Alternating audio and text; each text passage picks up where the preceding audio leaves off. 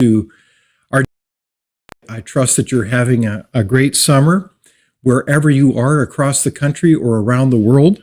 We certainly appreciate so many of your comments. It's so encouraging when we get feedback from people and even from those comments that we disagree with. But we do appreciate your feedback nonetheless. So every Thursday we meet like this. We have quite an audience, and I am so delighted that we have today a very special guest, Sam Sullivan. And Sam is one of these extraordinary individuals that I think has a background of experience and certainly, I would say, a heart, a care for our nation, Canada, and also our community. So today we're going to talk more about not only local government, which is, I would argue, the most important level of government, but also a variety of issues that are related at the provincial and certainly the national stage. So on that note, I want to welcome Sam Sullivan, and a warm welcome to you, Sam. Thanks for having me. Sam, I so much appreciate your background, and I know this is belated, but you've received the Order of Canada. You're also a former mayor of Vancouver, but it's interesting, you served in many different capacities, including the chair of the Vancouver Police Board, but also you became a member of the Legislative Assembly of British Columbia, and you became later the Minister of Communities, Culture, Sport, and TransLink. So those are significant portfolios. So you've dedicated your life to many different things in terms of making our country better. You're very much into a variety of activities, and you also have a significant physical disability.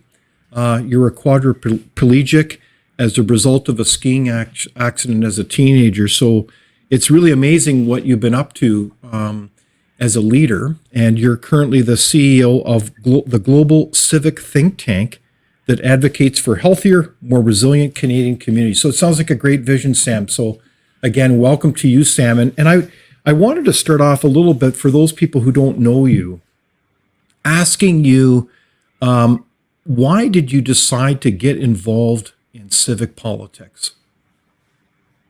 It was an evolution of my life. First of all, as a quadriplegic, I found myself on welfare, living in social housing, and trying to make sense of my life and what I would do. And I eventually ended up making goals that I wanted to basically live the life I was living, and try to achieve some of the things I used to do. I love sports. I love, I was going to be a small business guy like my dad. Mm-hmm. I played music in a band on the Commercial Drive for mostly Italian. It's an Italian folk song band, and yes, indeed. And I also was, doing a number of things. I wanted to recover that, so the only way I could do that as a quadriplegic, I didn't have any money, and I did want to set up a business or do something like that. So I thought, well, why don't I merge those two, and I'll set up a nonprofit society to try to do some of these things.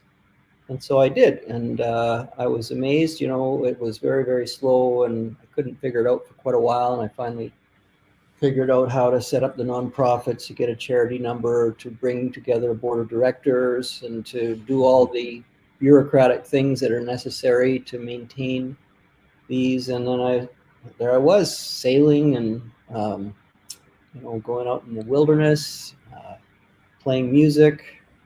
And it was all because I had attracted a bunch of people that were quadriplegics as well, and they had similar interests to me, and they were willing to roll up their sleeves, get on the board. And so I'm telling the long story. I'll try to get to it. So eventually, trying to get people out to the programs, I realized there was transit issues. There was also accessibility issues, and how am I going to get these things done?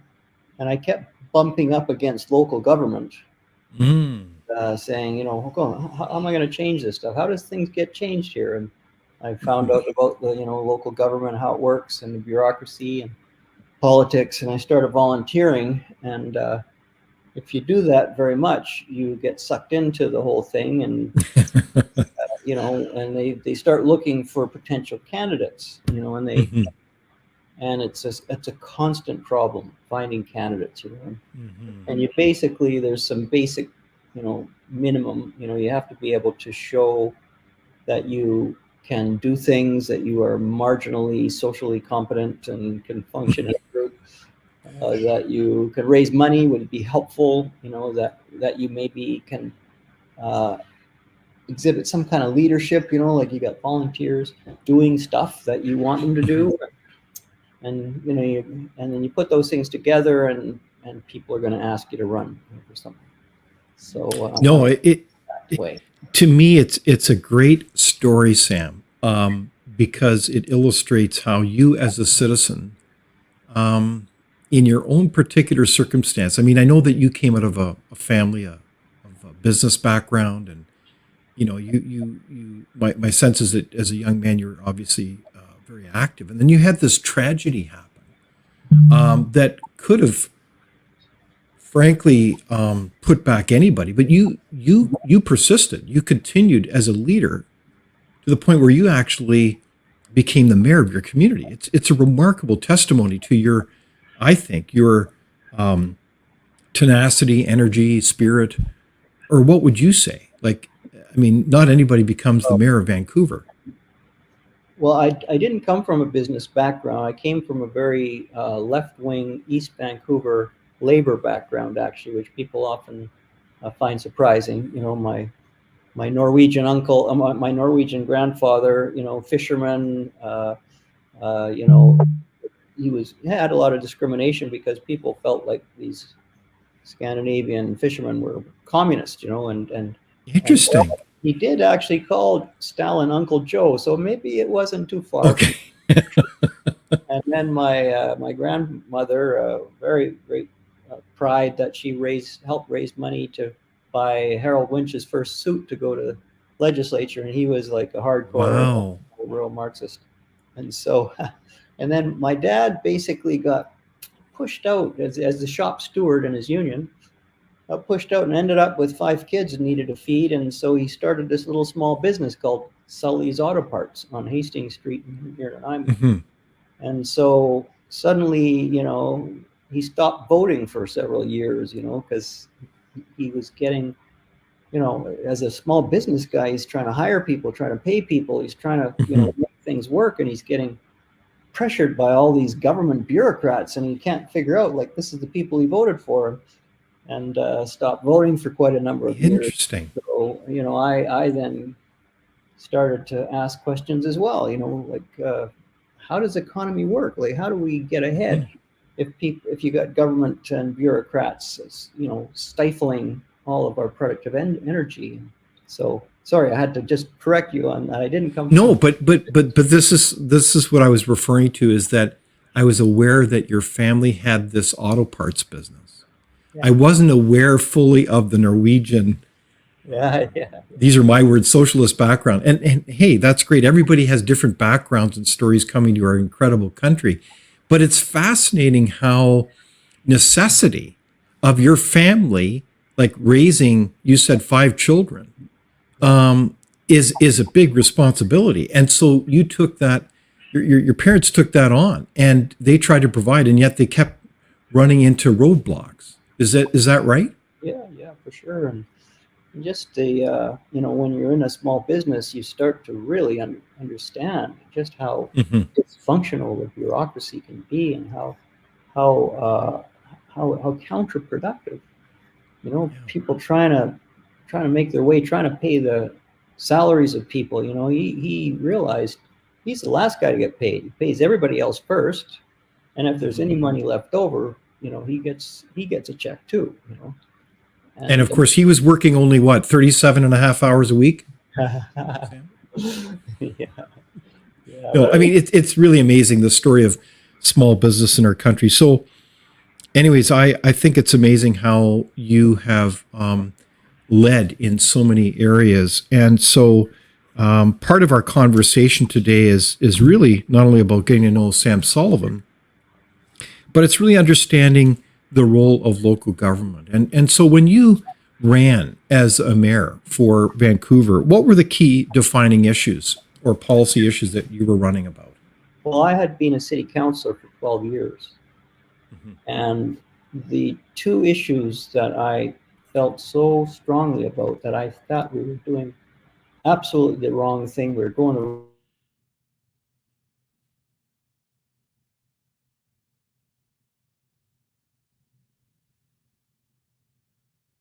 of housing.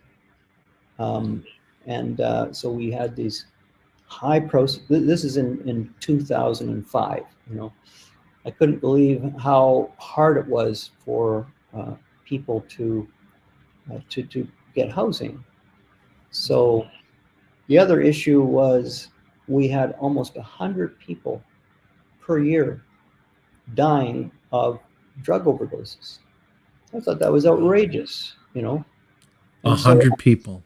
yeah, and so I took those two issues on: high house prices and drug addiction, intractable drug addiction and overdoses and problems. Mhm. And as you can tell, I failed spectacularly on both of them. Yeah. And so, what I saw was this public hearing process and the planners, would brag about never having taken an economics course, because, that's kind of dirty stuff, and Mhm.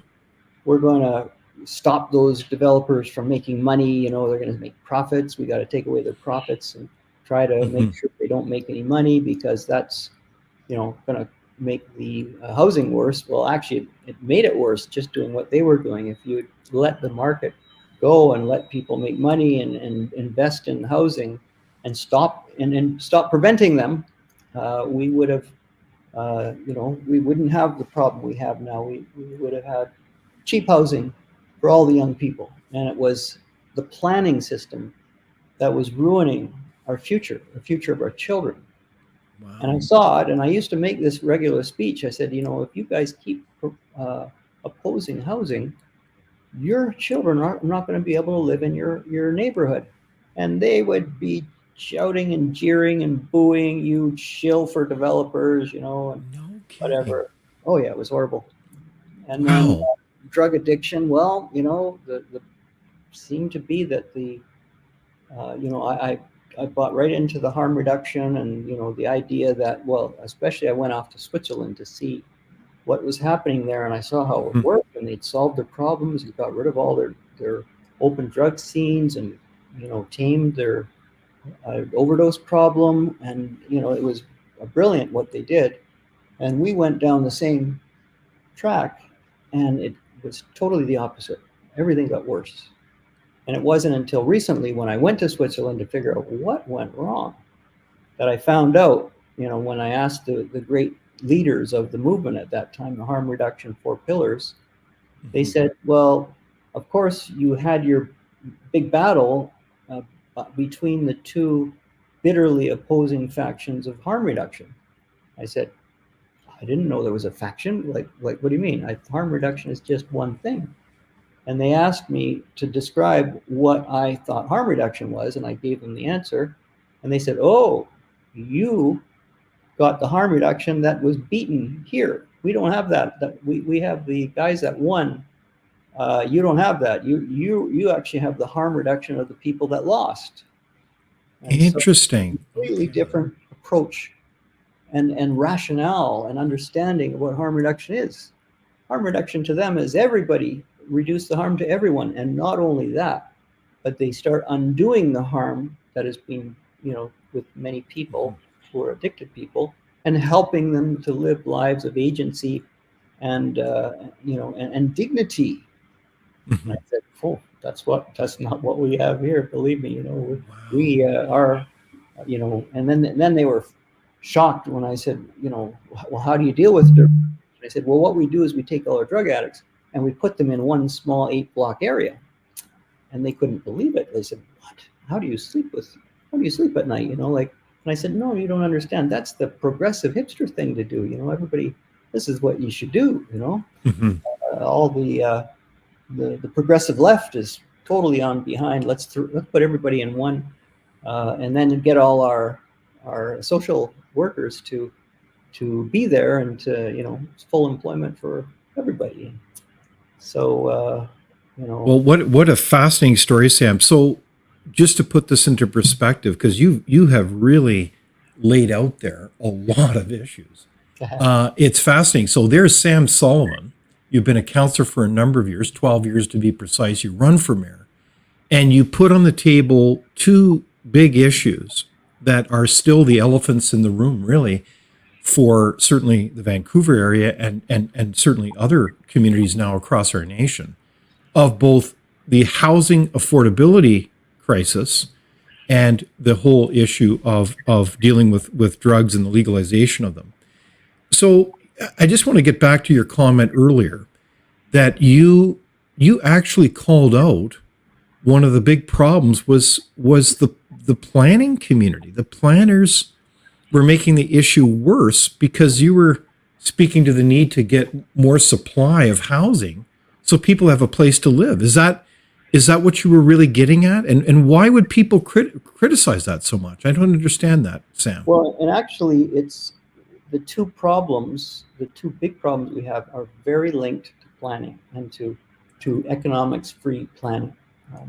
Because when I wanted to know where did this downtown east side come from, because I remember when I was a kid, I used to take karate lessons at Doug Jung's studio right on Abbott and Hastings, right beside what is now the Brandy's, used to be called the Cozy Corner, grocery area there. And it was a very healthy neighborhood, a little gritty once in a while, but booming businesses and very, very, I used to work at the spaghetti factory in Gastown as a busboy when I was a teenager. And we walked through that area all the time. And I used to go to the Run Shaw movie theater right on Main and Hastings, and with my best friend, and we would go to see all the Chinese movies, because if they didn't realize it, I guess the censors didn't realize, but if you go early to the Chinese movie, you get to see some sort of risque kind of stuff going on. So they didn't. The censors didn't censor that part. So it was kind of, then we'd see 7 hours of kung fu movies and pay $1. So anyway. But it was a great neighborhood, you're saying, right? Yeah. So what I wanted to know was, where did this word come from? We never heard this word when we were young.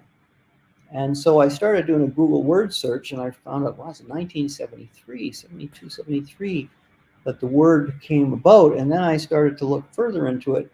And it turns out the city invented this word, planning department. And they were kind of worried because we had this counterculture movement, which was saying power to the neighborhood, power to the people. We want to let the neighborhoods define their own neighborhoods. Don't let the capitalists come in and build whatever they want. You need to have the neighborhood decide. And so the neighborhoods all decided they didn't want low-income people living in their neighborhoods. They didn't want, and what happened in those days up until the 1970s and even 80s, and even there's still some left now, they were called rooming houses. And so generally it was an older woman, usually either single, divorced or widowed or something, and they couldn't make as much income, and so they would just rent out all their empty bedrooms. And this is where all the low-income people used to live in Vancouver. And since 73, they started shutting these down. New government came in and they started getting rid of low-income housing in single-family neighborhoods. Interesting. The free market was providing low-income housing, and it was called property rights. Owner of a home, you paid for that home. You can do whatever you want with that. And if you think you can make money renting out your empty bedroom to a low-income person, as long as you make sure they're good neighbors and they're not misbehaving or whatever, because you have a sort of a responsibility there. So that was what happened, and they started shutting these down more and more and more. And so so like today, if you have an SRO, you have an empty bedroom and you have people in it, it's changing now. But up till recently, uh, you had to shut it down. But if you had an SRO in the downtown east side, you had to keep it open. And today, if you have one of these really dilapidated, horrible, horrible places, 100 years old and never been upkeeped in many, many decades, you must keep it open. And if you try to shut it down and you try to change the use, you must pay $230,000 per room as a fine just to change the use. So Sorry, you're kidding. So you're saying that if you've got a house and you've got like 3 bedrooms yeah. and you want to rent them out, you really can't do it. No, there's some changes now that are happening, starting to loosen up. But even if you had a basement suite, they tried to get rid of all the basement suites in Vancouver, and people resisted so much. However, many of the basement suites, the homeowners just didn't want to fight the city, and they shut them down. Mhm. So all this market-provided healthy housing in nice neighborhoods Yeah. all disappeared from 73 to about 80, 85. And Wow. 89 actually. And so what happened was in 1990, we were seeing homeless people on the street. I don't know if you weren't around in Vancouver at that time, but it was just such a shock. The whole city was horrified. They couldn't believe in Vancouver homeless people. Okay, but Sam, I'm obviously a relative outsider, but when I would visit Vancouver, in the 80s, I thought it was a wonderful city. Yeah, It was affordable. It was like, yeah. man, what was there not to like? And then meanwhile, I don't think I saw a single person on the street. I mean, maybe I missed it. Maybe I was asleep. No, But not in the 80s. then I came back in 2003, and I have a confession to make. I was driving into the downtown to stay at a hotel, Sam, Yeah. and it was kind of dusk, and I came in through East Hastings, of course, off the Trans-Canada Highway. Hmm. And I saw all these people milling about, and silly me, I thought that they were doing a movie set, that there were all these extras hanging around. And I know that's silly to say this, but it's really tragic. I realized, oh my gosh, these are people that are like forlorn, lost souls. And for any of you who have never been to the East Side now, and it's fascinating to know the origins of that term, Sam, it is a human tragedy. It is thousands and thousands of people. It's hard to even comprehend the scale of this train wreck, isn't it, Sam? Yeah, and what happened was the city renamed it, and they even got a government grant in 1973 and the city itself incorporated this organization called the Downtown Eastside Residents Association. Most people think this was some sort of a community thing that just came up. Mm-hmm. The city government incorporated it themselves and named it the Downtown Eastside Residents Association because that's a name they were trying to use to get this. So are you saying, Sam, so it wasn't organic? No. It was the city, the government inserting its fingers in different ways that made a huge difference. Like when you talk about getting rid of those affordable suites, that's a huge deal because that would have been, was it hundreds of suites, Sam, or was it thousands? No, I have it's hard to know, but I do have a map where somebody had gone through the phone book and put dots wherever they saw the letter RH, which was rooming house, or our house or something like that. So we can tell which ones deliberately and openly advertised that they were rooming houses. And between 1971 and 1986, it went like down 90%. And when they did the homeless count, I know the person who did the count, and she said, when they asked, why are you on the street? Most of them said, it's because our rooming house was shut down in Kitsilano, in Mount Pleasant, in Shaughnessy. They had a lot of, Shaughnessy was 30% rooming houses, a very low-income neighborhood at one point in that time, and Carisdale. So all these people were being shut out of their homes, their housing, very affordable, and they were all being moved down to these residential hotels, which were mostly empty at the time. And so I wish I could talk to somebody who is in power at the time and who saw things from the from the high level to say, you guys must have known what was happening, right? You're shutting down all the low-income housing in the single-family good neighborhoods, and you saw all of these empty residential hotels that were 100 years old and just dilapidated and horrible. Did you guys like know this was happening? Did anybody put these things together? And why did the government, the city, create this name of this neighborhood and even get a grant from the federal government, the Trudeau social justice grant? Is it called a LIT grant? And some of the people who were, the guy who put the grant together was a social planner named Peter Davies, and his daughter Libby Davies assisted him in getting the grant going. And then Bruce Erickson became the president, and then a woman named Jean Swanson was one of the first people on the grant, and she was recently a city councilor. Interesting. So so many political careers came from this. And then there was another guy that was really doing some interesting work named David Eby. He was a young lawyer and doing some work in the downtown east side. So this is the same David Eby who's the premier of British Columbia, right? Yeah. So a lot of political careers started in the downtown east side. But so what does this mean, Sam? Because this is a incredible background. Because it's kind of almost is it a way of thinking out of a kind of an ideology that we should just try to control people's lives, and we'll kind of put them over here. We'll put all the poor people here, and we'll kind of ghettoize them because it's somehow we can then help them, and we'll create the solutions that they can live better lives. Is it all with good intentions?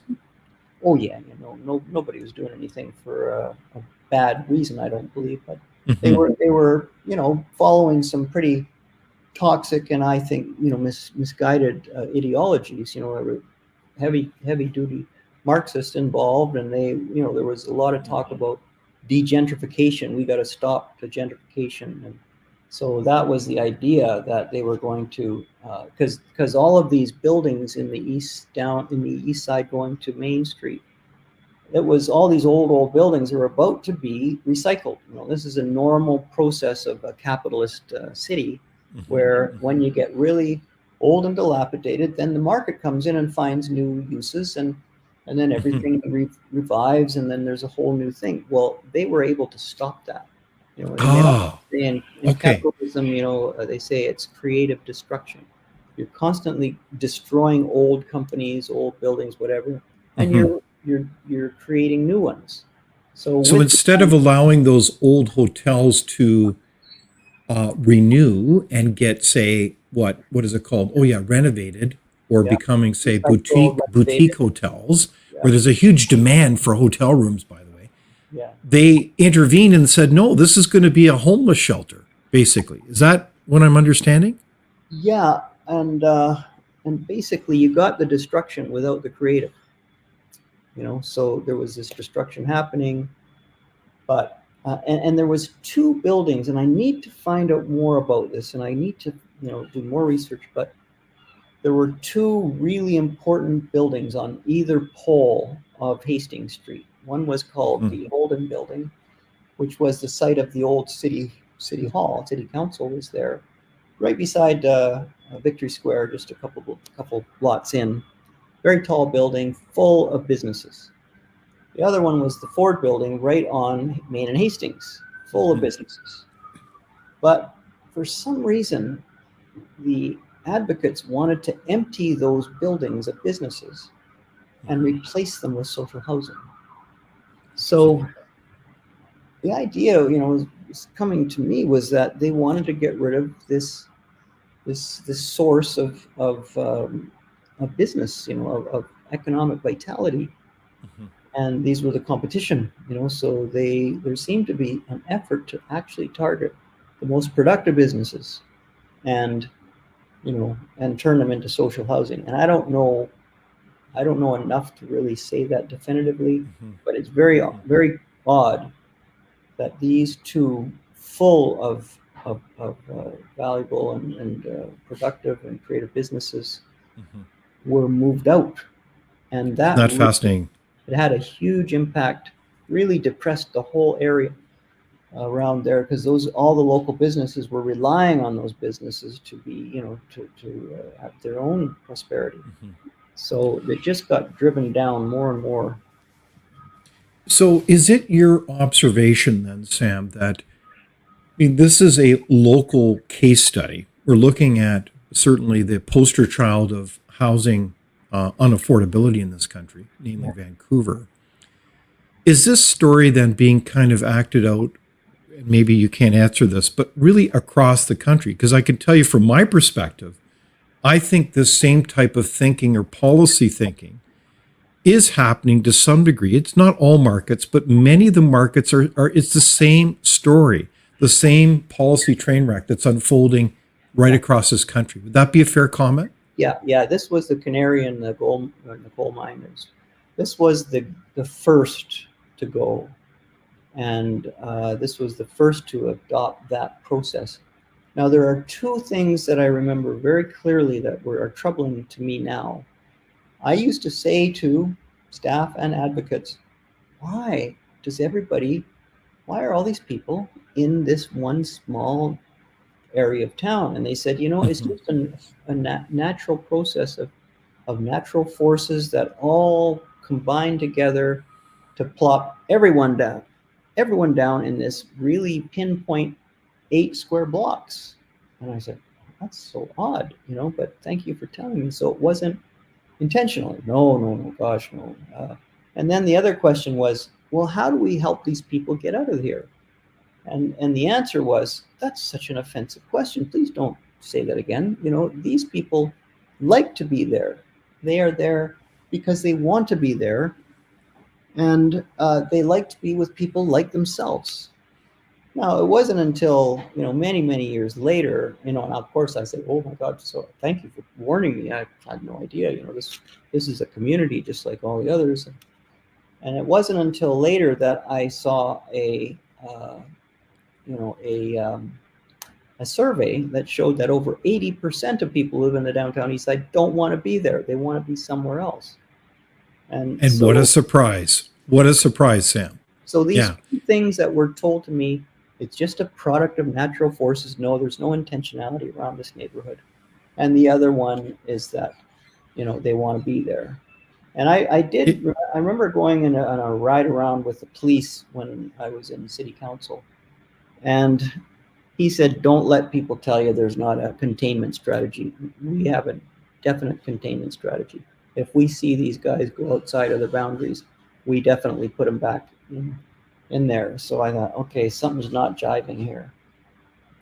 Isn't that something? So I'm talking with Sam Sullivan, the former mayor of Vancouver and a former minister of the province of British Columbia, about a number of issues, including local government, including the housing affordability crisis, as well as the whole issue of so-called safe supply and drug use.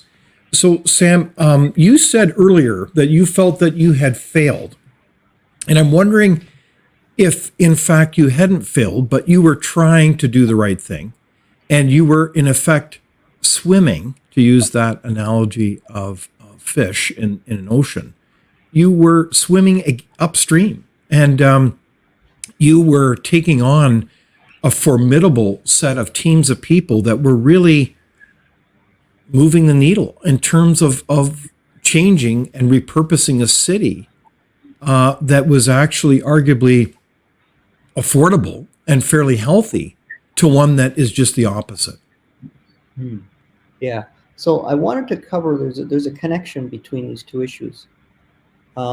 If you look around North America, the places with the highest poverty and the highest drug addiction, like Detroit and Mhm. Miami, do not have homelessness and do not have areas like the downtown east side. I said, what? What's going on there? The places that have this phenomenon, like the downtown east side, are all on the west coast. You see it in Los Angeles, San Francisco, Portland, Seattle, Vancouver.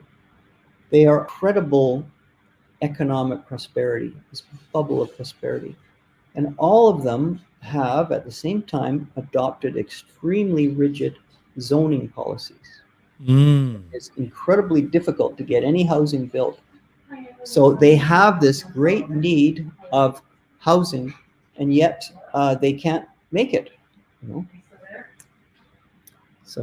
So that is a key thing that you're putting your finger on. And certainly at Frontier, I can hear senior fellows like Wendell Cox chiming in and talking about the challenge is that we have a lack of flexible zoning and frankly a lack of land that enables people to build housing. You can't have affordable housing if you don't have the supply. So if you're a barrier to creating that supply, then you're the problem, Art. Is that what you're saying, Sam? That decision in 1973, on March 11th, 1973, to change our model of development to one where we originally allowed the market to do what it felt it needed to do, and the cities assembled themselves and grew organically, to one where the central government would now dictate who is allowed to build and who isn't, and how much money you're allowed to make as profit. This is a totally Soviet approach. You know? Isn't that amazing? So there you hear it from the former mayor of the city of Vancouver who cares deeply, and he's seen this. You've seen this as a young man, this whole story unfold. I actually didn't understand it all until I studied it, you know, and so now I look at my life, you know, I basically had 15-year chunks, you know. In the first 15 years, I did all this disability stuff and all that. And I started all these things, and I got my Order of Canada and all that stuff. And then the next thing I did was I did politics for another 15 years. City councillor, became mayor, you know, MLA, cabinet minister, very briefly. And then I thought, well, maybe I have one more 15-year chunk left. And, you know, I hate myself, and I can't believe that I failed so terribly on these two projects. And some other projects which are, you know, about how British Columbia's founding values are being denigrated, you know, in our school system and things like that. So I thought I think I got one more hurrah left. And I'm going to take the next 15 years, and I'm just going to throw myself at these problems. And, you know, I hope it doesn't take 15 years, but I'm willing to make it take 15 years. Somebody has to just stay at it and stay at it. And you can't do it from inside. You have to do it from outside. So I'm going to take another run at this system. And I'm going to take 15 years. I'm giving myself, forcing myself that I'm going to have to concentrate on. I hope I can get it done earlier. Then I can, you know, do other things. But I'm going to just throw myself at this thing. Well, way to go. We certainly admire your courage and your leadership, Sam. You can certainly count us in on that fight, because this is really hurting people's lives, isn't it? I think you saw it as well a number of months ago. Surveys coming out that some 50% of people living in Vancouver want to leave the city, and this is just a tragedy. It says everything about their sense of hope and opportunity to find an affordable home, to frankly establish a family, to be able to create a future. And so do you see, like, you've noticed that shift over the years in terms of attitude towards the future, Sam? Oh yeah, no, it's the most tragic is the impact it's having on young people and family formation. You know, like there's this group that's put together this thing called the housing theory of everything. And almost every problem that we have can be traced back to this housing problem. And, you know, even like, you know, we have these mass immigration schemes going on now because we don't have a birth rate that's can handle things. Well, that low birth rate is connected to housing. You know, young families Indeed. get started. And I know personally people that have said, no, we can't imagine bringing a young child into a place where we can't even, you know, house ourselves properly. We just don't have enough to throw at this. So, you know, the birth rate's going down because of the housing problem. You know, we now forced to really have some very, very high levels of immigration. And it's all necessary because, housing. You're right. So housing is foundational. I'm talking to Sam Sullivan, the former mayor of Vancouver. I do have a question. So from the audience, it's basically an affirmation of what you're saying, but also asking, so what would be the top points or solutions to where we're at? Because I think we're referencing not only Vancouver, but different parts of the country are in the same position, whether it's Toronto, whether it's parts of Montreal now. And I should just note that on the Frontier website is a lot of information about housing affordability. The release of the demographia housing report comes out every year. And if you look at affordability, one function of affordability is how much it costs to buy a home based on the average income of your family. And in Vancouver now, it's basically 12 times the average family income. And obviously that just punts virtually everybody out of that ratio. It's really quite It should be disturbing, over isn't it, four. Sam? Four is considered getting unaffordable once you get over 4, and we're at 12. So it's a terrible, terrible thing. So our Global Civic Policy Society, we're going to approach this. We're going to create a coalition of people who want to push back on this. Number one, we have to get control of our planning problems. And we've invited a guy named Alain Berthaud, the former chief urban planner. Indeed. Wrote a great book, textbooks being used all over the world, called Order Without Design: How Markets Shape Cities. And we are going to work to get his ideas into the planning system of our Metro Vancouver, British Columbia. And we've sort of got these three main first principles. First of all, stop hiring planners who don't have economics degrees, or at least can show a very strong commitment to understanding how cities work. Very good. Economics. Number two, we've got to stop letting planners put forward these ideas and these projects that have qualitative goals, not quantitative goals. So these projects come through and, hey, guess what? It's going to be affordable. It's going to be resilient. It's going to be sustainable. And it's going to be livable and neighborly, and all these wonderful things. And it says, well, how will we know when you succeed or fail? We love your ideas, but how are we going to know when we get there? And so there's no quantitative measurements. So we got to stop this qualitative stuff, and we got to train the city councilors around the region to stop allowing this. First of all, stop allowing the city to hire people who understand economics at senior levels of government. Then we've got to stop this qualitative stuff. And then the third one is stop doing these master plans. Stop the Soviet stuff. We have the most amazing information available. It's called on your phones. You've got data. We can tell exactly how long it takes to commute from work to work. And, we have incredible data. And we know the price of housing, and when one area starts to get more expensive, you need to jump on that right away and start doing things that will allow the market to start working. And so that's one thing. And then the other thing is we're going to really get a coalition together to overturn this zoning thing, where I call it stigma zoning.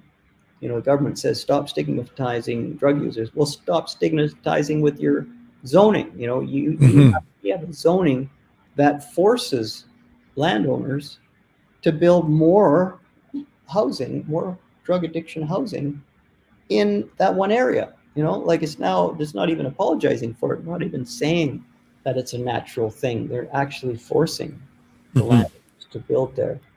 The absolute worst thing. And we know that when you come from the downtown east side and you go out to a more isolated or dispersed living, your crime rate is cut in half, and your health crises are cut in 2/3 just by moving from one neighborhood to another neighborhood. And so there's a huge problem when you concentrate people in one area. All of the things get worse. all of the measurements. They die more, they get more addicted, they more everything bad happens with concentration. And so we've got to, and the Swiss are saying, you've got to stop this concentration. And so we're going to do those two things. Okay, I like your vision, Sam. I like the way you think. And so, to the audience, what do you think? Sam's outlined, initiatives regarding getting planners in who understand basic economics. Let's shake up the zoning. Let's stop the ghettoization. Let's create a team that really turns the tide on this issue. So, I do have an audience question as well. Does your guest have any thoughts on the new home warranty program effectively, quote, driving out innovation and small new home builders? I think they're getting at that issue about how is it the new home warranty system is putting a lot of onus then on the little guy who builds maybe a couple houses every year. Yeah, I Any don't thoughts know on the that? program very well, but I can tell you that the thing we need to do is get the government out of regulating private space. And Alain Berthaud is very clear about that. He says, you know what? We don't have our public spaces as good as they could be, the streets, the sidewalks, the parks and whatever. Why are the planners spending all their time regulating the private space where they have no clue what they're doing? They're not going based on market forces. Developers are the ones who know. They're actually risking their own money, their own assets to do this, and they got to get it right. Planners aren't motivated like that. They don't lose sleep or they don't lose their house if they get it wrong. So we got to get the planners to stop regulating the private space and let the private sector figure that stuff out. And I like that. instead, put all their effort onto the public space, because they're desperately needed at the public space. And if they put more energy at the public realm, we'd get fantastic public spaces, very well designed, very well thought out and everything. So that's one of the goals. So, Sam, one of the things that I had the honor of, and it was on your invitation, is last fall, I attended one of the workshops that your group put together with Alain Berthaud, I think a very thoughtful analyst on this issue. And one of the things I wanted to get your help on today is help us understand the purpose or how cities really function. And I want to give you one of the examples that struck me about Alain Berthaud's talk. One was that cities are not just places to live. They are labor markets. They're a place where employees go to find employers and employers go to find employees. And so if you want to create a city environment, and I think he emphasized the benchmark of an hour commute. You don't want to have any more than an hour commute, because otherwise you could get paid $1 million, but you're still poor because you're going to be on the road 5 hours a day. And there's people who do that in this area. I mean, among other cities in Canada, you are poor because you don't have any time to live your life. So you've got to have good infrastructure, good roads. And he didn't talk about bicycle lanes, but I tell you, I just marvel at the amount of bike lanes that are out there, getting rid of basically any chance for a car to be able to drive from point A to point B. But bring on the buses, but bring on good, transportation so people can get to where they were wanting to go in less than an hour. And so help us understand, Sam, how cities really work, because that should guide us in terms of the policy solutions that actually help people live their lives. Well, I mean, Alain Berthaud is really going off generations of really good work by economists who really looked at cities and say, what are they fundamentally? What is the one thing you can't take away without the whole thing falling apart? And most people think of cities as places where they get good coffee shops, or you can go to art galleries or whatever. But you could take away the art galleries and the coffee shops, and the city would still be very, very functional. But what you can't take away is the labor market. The reason you have cities and people come together is to get better jobs and to get better employees. To have this access to good workforce. And if you take that away, then everything falls apart. We see it in Detroit. Once the car, manufacturing, just disappeared, the whole city fell apart. And people left in droves. So you need to have city governments that understand this importance of the labor market. And there's interesting Marchetti constant that he's a hundred and some odd years ago, this Italian archaeologist or urbanist, and recognized that even in the caveman days, they would never have their fishing hole more than half an hour away from their cave. They said, no matter what time of life, even in Rome, Rome never grew its boundaries more than an hour walk. This Marchetti constant. And so, so that is so important. You can't, if you don't have it within an hour, it's no longer one labor market. You've now got two labor markets, and you've just ruined the reason for the city. So I'm just thinking that we need to have a really clear-eyed idea of what cities actually are. I think you're right on. So in that context, it's amazing when you have the point that you just made about housing affordability relating to, it's a foundational point for everything. How can you recruit the next generation of employees? Like I was involved in a redevelopment of a large retirement home in Vancouver. And it was remarkable how difficult it was, despite paying what we thought was a really good wage for healthcare aides. It was very, very difficult to recruit people to those positions because they knew that they had to commute a long distance. They had no hope of living in that area because housing is just too darn expensive. So all of a sudden, you've got a breakdown of the labor market. As an employer, you can't really function. I mean, even the University of British Columbia, right there, paying extra, far above average wages, can't even recruit faculty because how are you going to buy a house there? Yeah, no. Are you seeing the same dynamic? It's the housing theory of everything. Everything is getting worse. And this saying, Canada is broken, I got to say, I'm seeing it so many places. It's so sad to see the country going the way it's going. And we need to get serious people. We need to get leadership that understands how organic cities work. And I just want to give this one little insight. 1928 is when we got zoning. 1928 was a very interesting year. That was a time when central planning was the most famous thing, and all the universities were going. It was full of Marxists, all the universities. Mm-hmm. And it's interesting, 1928 was the year that Stalin did his Veliki Perelom.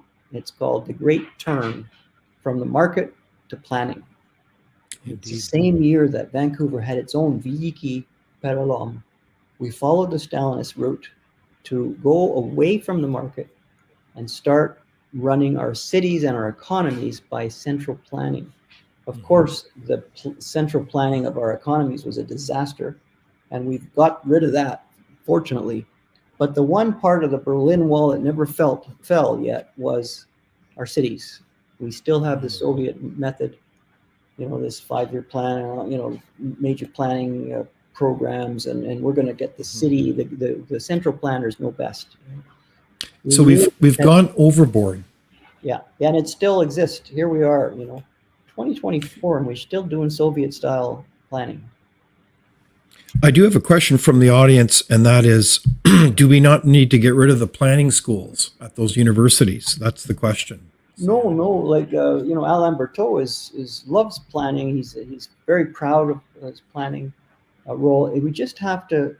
They have to know where to stop. Like, where is the boundary on how to treat different parts of the city. So they just have to be more sophisticated at understanding what a city is at its core, how it's so organic. And you need to be able to support that organic, but you also need planners who fiercely protect the things they're supposed to protect, which is the public realm, the public spaces. So Right there's a on. very strong role for planners. No, don't get rid of planning schools. You need planners. You just need them to, Mhm. it's only recently that now planners at UBC would actually take a course that includes some economics. You could Okay. graduate without ever having taken any course on economics. Imagine a planner Well, in river cities. Sam, it sounds like you and I was a former mayor as well. We should sit down and talk with some of these faculty about the need for more economics courses and planning. Who knows? Yeah, that's a really important frontier we got to break through.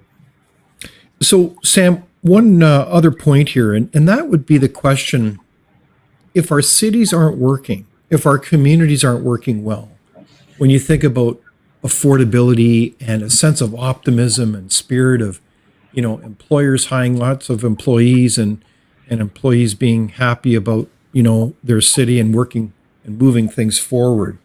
How does that relate to building a better civic society? I mean, I'm always struck by the comments, and I've heard this a number of times. The one that you led off with is the challenge of finding good candidates to run in civic elections. How can you find good civic candidates if you can't, if you're not engaged in a community that's affordable? You don't even have a future. So isn't that again this issue related again to the issue of a strong, vibrant civic society? Well, that's our third pillar of our think tank, where we need to teach children, once again, where our British parliamentary system came from, why the Enlightenment ideals, the liberal philosophy, the things that made the Industrial Revolution, that gave us our prosperity and our freedoms. We've lost touch with where that comes from and why we have such, we have British Columbia, we rank among the highest in all levels of human well-being, all measurements. There we are right at the top. And yet we have children that aren't being told that and are actually even starting to think that their government is not, is built on a crime and all this kind of woke stuff that is coming through.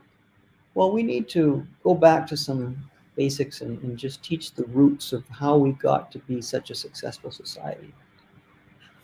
That sounds very positive. So more ABCs and more civic pride, what it means to be a Canadian citizen. Yes. So, Sam, I guess the question I'd ask for you is, as you look to our incredible country of Canada, where do you see the rising tides of hope and opportunity?